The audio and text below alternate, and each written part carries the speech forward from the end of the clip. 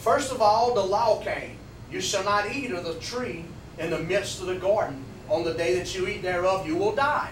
And they broke the law. And then the sacrifice came.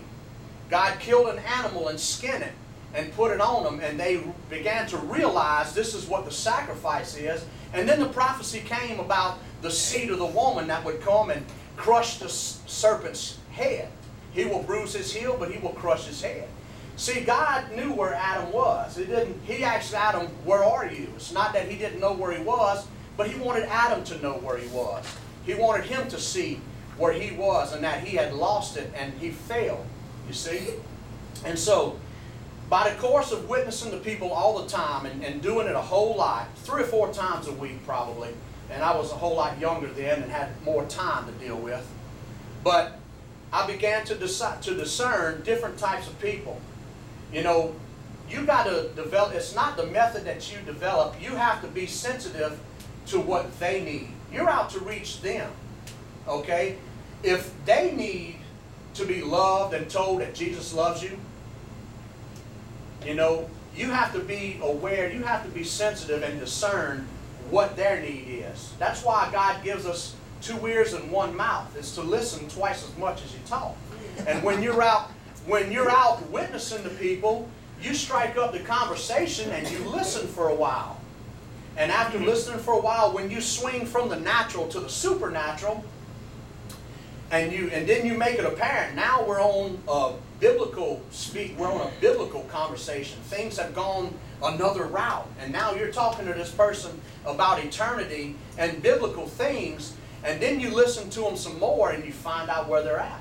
And you have 3 kind of saved people and 3 kind of lost people. We went over it the last time. The 3 kind of saved people are found in the parable of the sower. Matthew chapter 13, Mark chapter 4, and Luke chapter 8. The 3 types of saved people are the ones the seed fell on rocky ground. It didn't have much earth. It was in the rocks, and it sprung up with gladness. But when the sun came up, persecution, affliction, and tribulation, it scorched it and it died. Then you have the ones that fell on thorny ground, on weedy ground. And it came up, and the cares of the world and the deceitfulness of riches and the wants of other things come up and choke the word, and it becomes unfruitful. You know, you can't become unfruitful unless you had a fruitful time prior to that. These are Christian people, and they allowed their life of Christ to die. They allowed it to wither and die and become unfruitful and die. And then you have the ones that fell on fertile ground, that sprung up and produced a crop 30, 60, and 100-fold. Okay? And the only one in that parable that never was saved is the one that the seed fell on wayside ground, and the birds of the air came and devoured it. Jesus said that Satan comes immediately to steal the word away that was sown into the heart. So that person was never saved. And then you have 3 kind of lost people. Number 1 is the humble and the meek. The humble. Occasionally, very, very rarely, out witnessing, I talk to somebody and I ask them, you know, if you were to die tonight, where would you be in eternity? And they put their head down and they say, you know, I'd be in hell. I deserve hell because all the things I've done. You know, they just need grace. They need to know the message of the cross. They need grace because they're humble. The Word says God resists the proud but gives grace to the humble. Okay?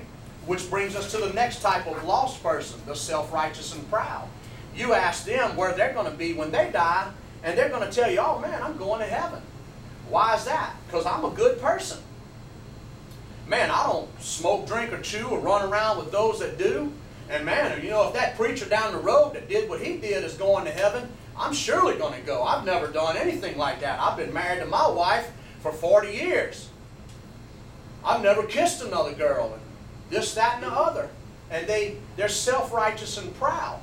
They need to see that they are a sinner, that they have broken God's law, And the law will chase them, and they deserve hell as much as anybody else. Okay?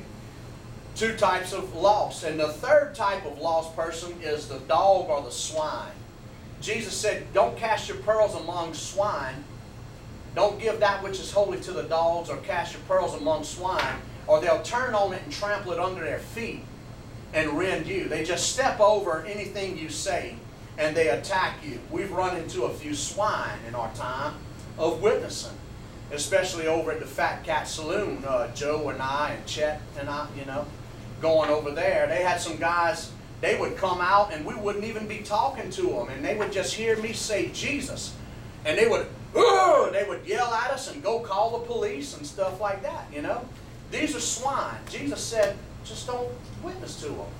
This is the only place you're permitted to not witness to somebody. The whole entire church, everybody were soul winners, like we looked in Acts chapter 8 last week. They, the unnamed group of people that were dispersed after the persecution of Stephen, they went around winning souls and witnessing and preaching the gospel everywhere they went to everybody. Okay? So the only difference between them in the book of Acts and us now is that there's 2% of the church now that actively share their faith. Okay?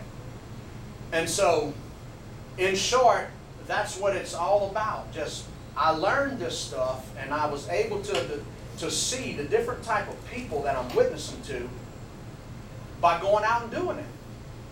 And, well, when I first learned the principle of law to the proud and grace to the humble, and I'm winning souls left and right, I told my pastor, hey, look, last week, 5 people got saved.